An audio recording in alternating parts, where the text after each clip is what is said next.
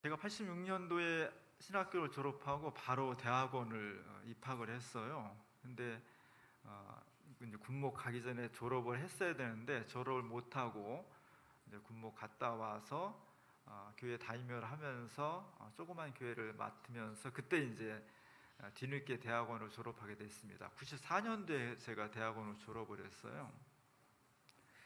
그러고 나니까 학교를 못 가니까 너무 심심한 거예요. 그리고 그때는 정말 학교로 가고 싶어 했어요. 저희 학교가 80년도에 그 전두환한테 처음으로 데모하는 바람에 거의 폐교 직전까지 갔다가 지금 간신히 살아남아서 지방으로 쫓겨내려갔거든요. 그래서 건물이나 주변 환경이 대학교 캠퍼스가 아니었어요. 시골 산 중턱에다 그냥 건물 딸랑 2개 져놓고 대학교라고 해가지고 굉장히 열악했습니다. 진창이었고 뭐 버스도 별로 없고, 근데도 우리 학교 졸업한 사람들이 학교를 그렇게 가고 싶어 했어요. 최근까지 저는 학교를 가고 싶어 했습니다. 근데 대학원을 졸업했으니까 학교를 못 가게 돼가지고 어떻게 하면 좋을까 생각을 하다가 청강을 해야 되겠다. 정식 이제 코스 말고 청강을 해야 되겠다 생각을 해서 뭘 들을 수 있을까 쭉 이렇게 하다 보니까 목회자들은 월요일, 화요일, 목요일, 금요일에 행사가 많아요. 노예 행사도 있고 회의도 있고 뭐 이러다 보니까 들쭉날쭉 하는 거죠. 꾸준히 갈 수가 없는 거죠. 목회자가 제일 시간을 안정적으로 낼 수 있는 요일이 언제겠어요? 수요일이죠. 수요일은 거의 행사가 없어요. 그 행사가 다 자기네 교회에서 예배를 드려야 되니까. 그래서 수요일날 제가 어떤 강의를 드릴 수 있을까 찾아보다가 눈을 번쩍 뜬 과목이, 청강할 수 있는 과목이 생겼습니다. 그게 미학이라는 과목이었어요. 우리 문예창작학과에, 한신대 문예창작학과에 황지우라는 시인이 교수로 있었거든요. 그분이 미학을 전공했고 철학을 전공하고 아주 유명한 시인이었습니다. 나중에 이제 한예종 총장이 돼서 우리나라의 굉장히 문화 발전에 많은 역할을 했는데, 이분이 이제 미학이라는 강의를 개설해서 제가 수요일마다 세 학기를 다녔어요. 제가 세 학기를 다니면서 청강을 하면서 정말 미학이라는 게 이런 것이로구나, 예술과 문학이라는 것이 이런 것이로구나, 제가 눈이 띄었어요. 지금도 그 생각을 하면 지적 희열을 느껴. 강의를 저렇게 할 수 있구나. 정말 재밌는 강의였고요. 3시간 강의인데 어떤 때는 5시간 해. 5시간 해도 안 끝나. 그래도 학생들이 안 가고 다 앉아갖고 이렇게 들었던 그런 기억이 납니다. 95년도 가을 학기로 기억하는데, 제가 강의로 이렇게 보니까 그때 저 교수님이 처음에 시작하면서 이런 이야기를 했던 게 오랫동안 기억에 남아있어요. 저분의 주제는, 저분의 문제의식은 근대가 뭐냐라는, 근대. 우리나라가 500년 동안의 중세 조선시대의 의식과 문화가 그대로 남아있고, 또 60년대 이후로 급격하게 추진한 산업화의 그런 의식도 남아있고, 또 어떤 면에서는 근대를 넘어서는 포스트 모더니즘이라는 그런 것도 남아있고, 마치 삼겹살처럼 80년대에 우리나라 사람들의 의식이 봉건적인 의식, 근대의식, 또 포스트 모더니즘, 이런 것들이 섞여 있다는 거예요. 그런 가운데서 우리가 도대체 누구냐라는 문제의식을 가지고 문학을 보고 사회를 보고 그것을 시로 정리해서 발표하는, 그래서 굳이 따지면 이분은 어떤 모더니즘 시에 가까운 그런 거였다는 거예요. 근데 80년대 초반은 모든 지성인들의 과제가 뭐냐면 군부 독재를 물리치는 거예요. 문학도 예술도 시도 신앙도 군부 독재를 물리치는 거에 모든 초점을 모았습니다. 거기에 유용하면 좋은 시고, 거기에 별로 도움이 안 되면 안 좋은 시야. 그런 의식들이 80년대 초반에 굉장히 횡행했었어요. 그래서 자신의 어떤 이 시는 이런 고백을 하더라고요. 자기는 개인의 삶, 이 복잡한 사회 속에서 우리 어떻게 살아야 되고 무슨 의식을 가지고 살아야 되는지, 요즘 현대인들은 어떻게 살아가고 있는지를 시로 표현하는 건데, 저 모더니즘 시라는 게 굉장히 그 전통에 대해서 과격하게 반대하고, 또 미래에 대해서는 굉장히 좀 암울한 그런 어떤 전망을 하고, 그리고 집단보다는 역사보다는 개인의 삶에 초점을 많이 맞추고 있는 경향이 있거든요. 근데 80년대 초반은 이런 개인에 대해서 별로 생각하지 않는 거예요. 집단이 전체가 어떻게 이 군부 독재를 싸워서 투쟁해서 이겨야 될 거냐, 이거에 모든 거 초점이 걸려 있는 거예요. 그래서 극좌적인 아주 극단적인 운동권의 평론가들이 자기에게 이렇게 질문했다는 거예요. 당신은 모더니스트인가? 이렇게 질문했다는 거예요. 우리가 듣기에는 아무렇지도 않죠. 여러분 누구한테 당신 모더니스트니까 그러면 뭐 그렇죠, 그럴 수도 있고 아닐 수도 있죠. 아무렇지도 않아. 근데 80년대 초반 지식인들의 사회 속에서, 모두가 다 운동권인 사회 속에서 당신은 모더니스트인가? 이렇게 물어보는 것은 마치 남산의 안교부에 끌려가가지고 너 빨갱이지? 이렇게 물어보는 것과 굉장히 비슷한 어떤 느낌을 가지고 있었다는 거예요. 우리가 살아가는 세상 속에서 내가 가지고 있는 입장과 생각과 사고를 가지고 살아가는데, 나에게 지지해주는 사람도 있지만 나를 극단적으로 반대하고 비난할 때 굉장히 위축돼요. 80년대 초반이 상당히 경직된 사회였고, 특히 지식인들이 이렇게 분열되면서 어려운 사회였습니다. 제가 이 주민께 오기 전에 이제 NCC에서 근무를 했잖아요. 그래서 요즘 NCC 연합운동이 굉장히 어려워요.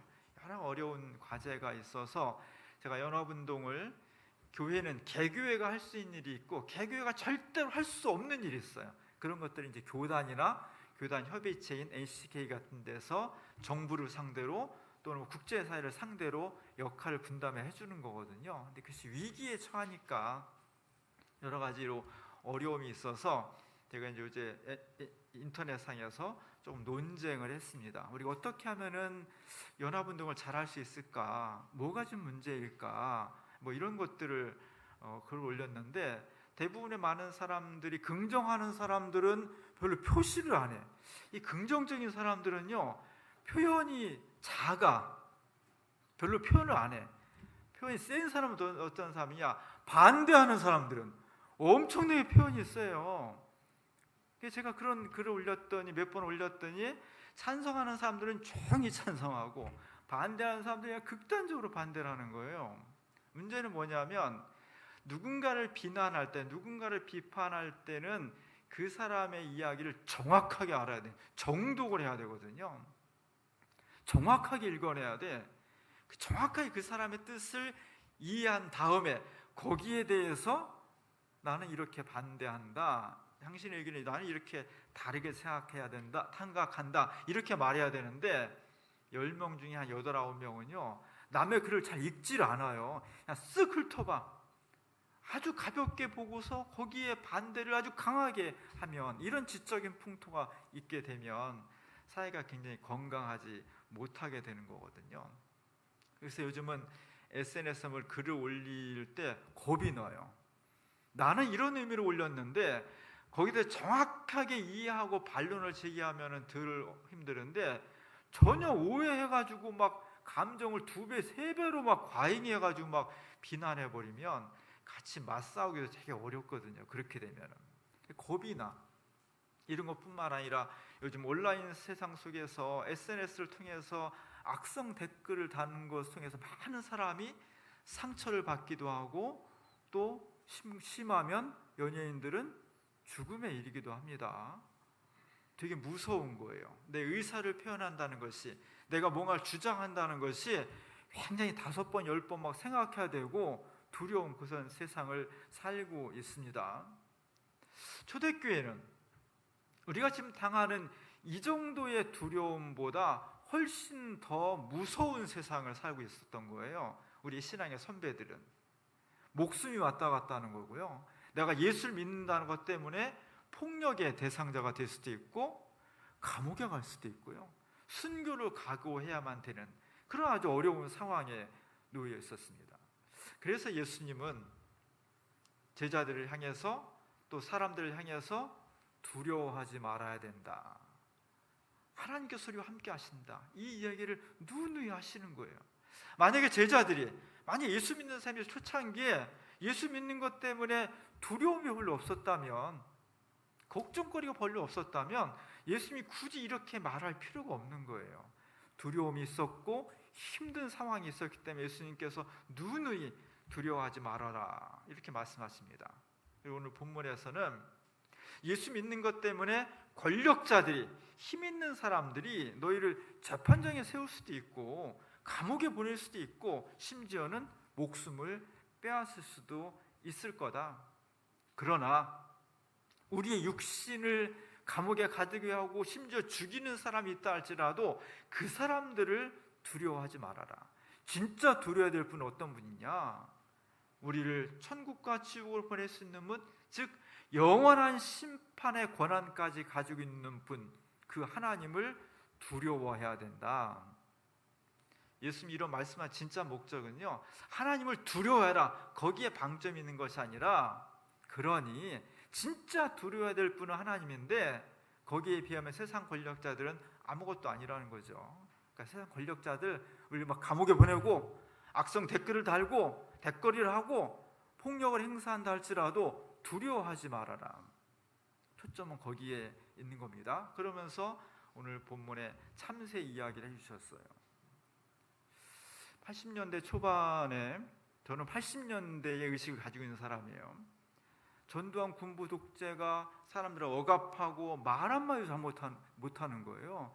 어떤 사람은 퇴근 후에 막걸리 한 잔 먹고 뭐 정부 비판했다가 빨갱이로 몰려서 쥐두새도 모르게 감옥에 끌려가는 그런 시대였거든요.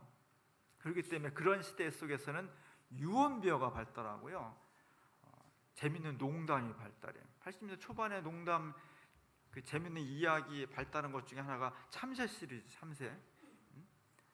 참새가 쭉 있고 그 이야기들이 여러 가지로 발전을 하면서 그 이야기를 통해서 억압의 구조, 웃음이 별로 없는 그런 사회 속에 서로 웃을 수가 있게 되었습니다. 저도 기억나는 참새 시리즈 중에 하나가, 여러분 다 뭐 한두 개씩 기억하고 있을 거예요.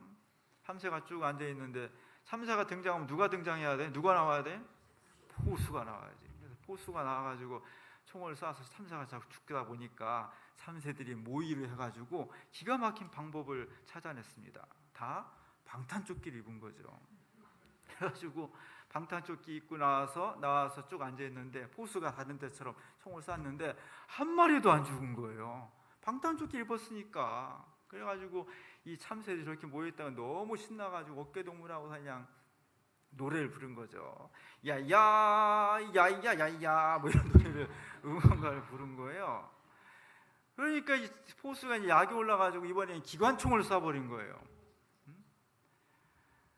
나중에 보니까 방탄조끼를 입어서 다 멀쩡했습니다. 딱 한 마리가 죽었다는 거예요. 한 마리가. 이름이 왜 죽었나 그랬더니 이 참새는 너무 막 흥분이 돼가지고 너무 좋아가지고 꽃바구니 앞에 끼고 이렇게 방탄조끼를 열었다 닫혔다 하는 데까지 갔다가 맞아가 한 마리 죽었다라는 어이없는 이야기했습니다. 오늘 예수님께서 그 참새 이야기를 하고 있는 거예요. 저 어렸을 때 참새는 서민들의 음식이었어요. 왜냐하면 도시 주변에 다 논이었기 때문에, 강남도 논이었잖아요. 참새가 많았고 참새를 퇴치할 수 있는 방법이 별로 없었기 때문에 개체 수가 많았습니다. 그래서 그 참새를 잡아오면 어디로 가요? 포장마차로 가는 거죠. 그러면 고기를 못 먹는, 1년에 한두 번 고기를 먹는 서민들이 저녁에 퇴근 후에 포장마차에서 참새 고기를 통해서, 값싼 참새 고기를 통해서 영양을 보충하는 그런 시대였습니다. 이스라엘도 그랬던 것 같아요. 참새가 많았고 그 참새를 싸게 팔았던 거죠. 오늘 본문에 보니까 2아사리온에 5마리 판다. 이거는 무슨 계산이냐면 원래는 한 아사리온에 2마리를 파는 거예요. 2아사리온을 내면 한 마리를 더 주는 거죠. 5마리를 주는 거예요. 한 아사리온은 얼마냐면 한 데나리온의 16분의 1이에요. 한 데나리온은 그 당시 일일 노동자의 품삯이에요. 지금처럼 고임금 시대가 아니었기 때문에 아마 한 달 노동자, 하루 노동자 품삯이 몇만 원 안 했을 거예요. 거기에 16분의 1을 가지면 참새 2마리를 사는 거예요. 2개를 내면 5마리를 주는 거예요. 지금으로 치면, 간단히 말하면 참새 한 마리 한 돈 1,000원 주면 사는 거예요. 이런 참새를 가지고 이스라엘 서민들이 영양 보충을 했던 거예요. 너무나 이 사실을 잘 알고 있기 때문에 예수님께서 이 청중들이 잘 알고 있는 참새 이야기를 통해서 지금 예수님 말씀을 하고 있는 겁니다. 제가 동물의 왕국을 자주 보는데 동물의 왕국을 보면서 정말 감사할 때가 있어요. 그 중에 하나가 내가 조류로 태어나지 않은, 그것도 맹금류가 아닌 비둘기나 뭐 까치나 참새나 이런 조류 중에서 맹금류한테 잡혀 먹히는 조류로 태어나지 않은 게 너무 감사해요. 사자나 호랑이는요, 사냥을 어떻게 하냐면 잡아서 목을 물어서 죽여요. 그 다음에 잡아먹어요. 매나 참매나 독수리는요 그렇지 않아요. 저렇게 딱 잡아서, 특히 오리 같은 걸 딱 잡아서 누르면요 발톱이 세가지고 꼼짝을 못해요. 저 상태에서 털을 그대로 뽑고 그대로 뜯어먹어요. 잡힌 조류는요 그냥 죽을 때까지 계속 뜯어먹히면서 고통을 당하는 거예요. 너무나 힘든 겁니다. 고통스러운 거예요. 우리 사회에 이런 잔인함이 있습니다. 우리 사회를 한동안 떠들썩하게 했던 조국 전 장관의 이야기, 저는 사실 조국 전 장관 이야기가 나왔을 때 별로 호의적이지 않았어요. 왜냐하면 좀 비판받을 요소가 좀 있었는데 우리 사회 진보 진영 전체가 다 조국 편을 안 들면 다 나쁜 놈처럼 몰아왔기 때문에 저는 꽤 싫더라고요. 근데 그 이후에 진행되는 현재 권력의 행태를 보면 너무해. 너무 심한 거예요. 본인뿐만 아니라 가족 전체를 막 뜯어먹는 것 같아. 진짜로. 오죽하면은 조국 전 장관이 말하기를 차라리 나를 고문해라. 고문이 얼마나 무서운지 알죠? 남산이나 남영동 끌고 가가지고 나 제발 좀 고문해라. 차라리 나를. 그리고 제발 내 부인이나 내 자식들은 좀 이렇게 힘들게 하지 마라. 그렇게 호소할 정도로 너무나 고통스럽게 하는 거예요. 권력이 무서운 거예요. 우리는 이런 사회 속에 지금 숨죽이면서 살고 있습니다. 지난번 홍수가 났을 때 20살 젊은 해병이 물에 떠내려가서 사망했어요. 피 같은 아들이에요. 이 부모가 이 아들을 얻기 위해서 10년 만에 외아들을 얻은 거예요. 천신만고 끝에 얻은 아들입니다. 그 아들을 국가로 해서 해병으로 보냈더니 정말 어이없게도 아무런 보호 장비 없이 수해 구조에 나갔다가 물에 떠내려가서 죽음으로 돌아왔잖아요. 이건 정말 그 가정 전체가 무너지는 겁니다. 이거 수사 맡았던 해병대 대령이 수사단장이 수사해보니까 사단장의 명령이 잘못된 거예요. 그런 보고서를 냈고 국방부 장관까지, 해병대 사령관과 국방부 장관까지 결자가 난 것이 그 다음날 뒤집혀진 겁니다. 있을 수가 없는 일이에요. 그것이 권력의 힘이에요. 우리는 정의다, 양심이다, 옳다, 선하다 이런 가치관에 따라서 사는 것이 아니라 지금 우리 사회는 권력이 불의를 정의로 둔갑시켜서 살게 하는 그런 좀 무서운 사회를 살고 있는 겁니다. 그래서 말하는 것도 행동하는 것도 두려워요. 우리가 살아가는 세상이 이것뿐만 아니라 경제적인 문제, 위험한 사고의 문제, 여러 가지 문제로 사실 두려운 그런 세상을 우리가 살고 있는 거예요. 이런 사회 속에서, 이런 세상 속에서 우리는 두렵고 벌벌 떨면서 살아야 되는가? 오늘 이렇게 우리가 사회 구조적으로 개인의 삶 속에서 굉장히 두려울 수밖에 없는 사회를 살아가고 있는데 거기를 향해서 오늘 주님께서 두려워하지 말라고 우리에게 복음을 전해주시는 겁니다. 오늘 제가 주부의 직업 쾌더 신부님이 그린 물에 빠진 베드로 이야기는 다 아시죠? 파도가 어마어마하게 칩니다. 검붉은 파도가. 바다가 막 흉흉하죠. 뒤집어질 것 같아. 배멀미 해본 사람은 알아요. 저는 배를 잘 안 타려고 그래요. 무서워가지고. 배멀미 한번 하고 나면 다시는 배를 타고 싶지 않아요. 배멀미 심할 때는 그냥 바다에 빠져 죽고 싶거든, 진짜로. 근데 그럴 수가 없잖아요. 바다는 어마어마하게 넓고 어마어마한 파도가 치는데 거기에 비하면 배는요 너무 작은 거예요. 너무 작은 배가 흉흉한 파도를 맞이하면서 지금 띄워져 있는 겁니다. 그 속에 있는 제자들은 너무너무 무서운 거예요. 그래서 제자들이 지금 눈이 동그랗잖아요. 입도 동그랗잖아요. 두려움 속에 있는 걸 표현한 겁니다. 저 뒤에 있는 사람은, 왼쪽에 있는 사람은 제일 어린 제자가, 그러니까 요한 같아. 어리니까 겁이 많죠.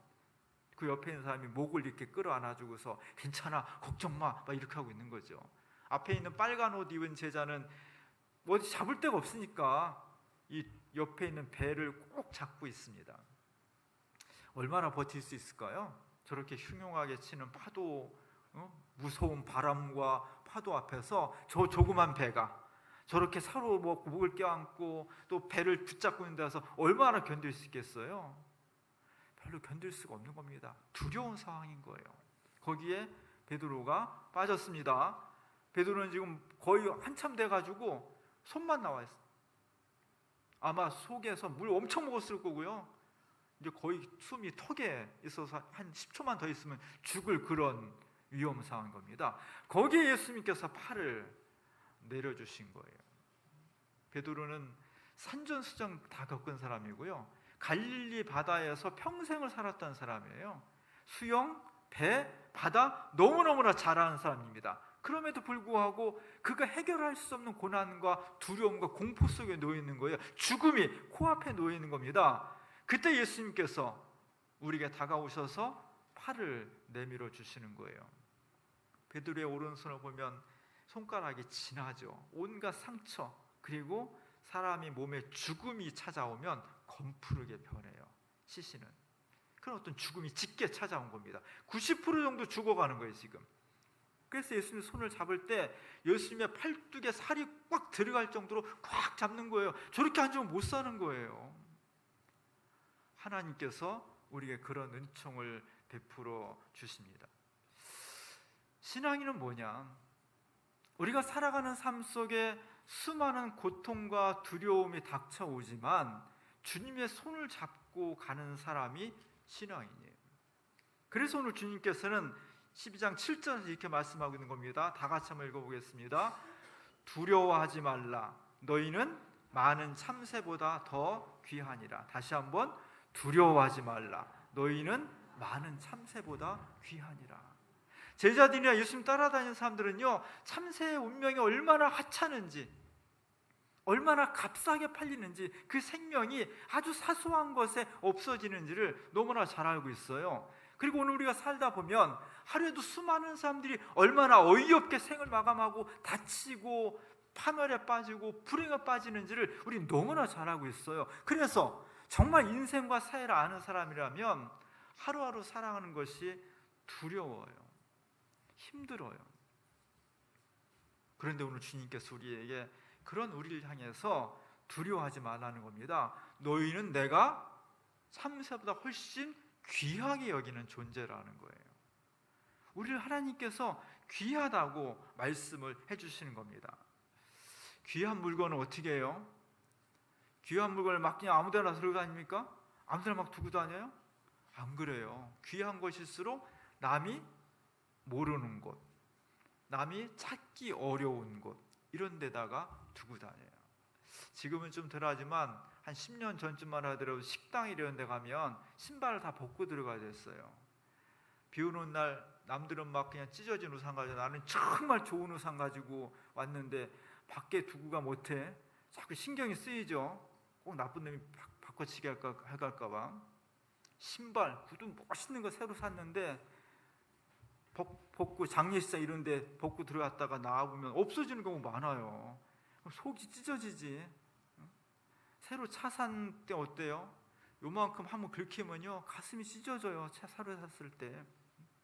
귀한 것은 기스가 나면 안 되는 거예요. 귀한 것일수록 그래서 상처가 나지 않도록 좋은 곳에다가, 잘 못 찾는 곳에다가 깊숙이 보관을 하는 거예요. 하나님도 그렇습니다. 험난한 세상 가운데에서 선한 목자 되시는 예수님이 우리가 상처받지 않도록, 정말 두렵고 떨리는 세상이고 위험이와 우리 사방에 널려있는 세상이에요. 거기를 우리가 막 진짜 빛 사이로 막 가듯이 정말 조심조심 가고 있는데, 그런다고 사고가 안 나나요? 그런다고 불행이 안 다치나요? 그래서 우리 움츠러들 수밖에 없고, 그 현실에 비해서 우리 너무나 나약한 존재이기 때문에 두렵고 떨릴 수밖에 없습니다. 어떤 때는 물에 빠져 죽는 사람과 같은 거예요. 우리가 살아간다는 것은 이 험난한 망망대해 같은 바다를 때로는 파도가 몰려치고 때로는 광풍이 몰려치고, 그런데 배가 막 흔들리고 내가 물속에 빠져 들어가고 죽음 직전까지 가는 내 개인의 삶과 우리 가정과 아이들과 직장과 사회 역사가, 이런 걸 수도 없이 경험하는 겁니다. 그래서는 두려울 수밖에 없는 거예요. 그런 우리를 향해서 예수님께서 이렇게 약속하시는 거예요. 두려워하지 말아라. 왜냐하면 너희는 참새보다 훨씬 존귀한 존재니까, 천하보다 존귀한 존재니까. 그 예수를 믿고 이 두려움 수밖에 없는 세상 속에서 용기를 갖고 힘차게 살아가는 것, 그게 기독교입니다. 오늘 우리 선한 목자 되신 예수님께서 우리를 찾아오십니다. 내가 때로는 넘어질지라도, 내가 때로는 상처를 받을지라도, 내가 때로는 물속에 빠져 들어가서 어찌할 수 없는 그런 상황에 놓일지라도 하나님께 나를 외면하시거나 못 본 차지 아니하시고 우리에게 다가오셔서 그 전능하신 손으로 우리를 잡아주시고 우리의 눈물을 닦아주시고 우리의 등을 두드려 주시고 우리를 죽음에서 생명으로 옮겨 놓아 주신다는 것입니다. 이 믿음을 가지고 우리에게 주어진 삶을 당당하게 자신 있게 힘차게 나아갈 수 있는 우리 모두가 될 수 있기를 주님의 이름으로 간절히 축원합니다. 기도하겠습니다. 은혜로우신 하나님, 저희가 살아가는 세상이 때로 두렵고 힘들고 어렵습니다. 많은 불행과 사고가, 내가 전혀 예상치 않은 어려움들이 우리를 고통스럽게 합니다. 그래서 우리는 때로 움츠러들고 눈물 흘리고 불안 속에 살아갈 수밖에 없습니다. 오늘 주님의 약속을 기억합니다. 두려워하지 말아라. 너희가 참새보다 훨씬 귀한 존재라는 선한 목자 되시는 주님의 이 말씀, 이 약속, 이 믿음을 가지고 우리가 주어진 삶을 뚜벅뚜벅 걸어갈 수 있는 우리 모두가 되게 하옵소서. 예수님의 이름으로 간절히 기도합니다.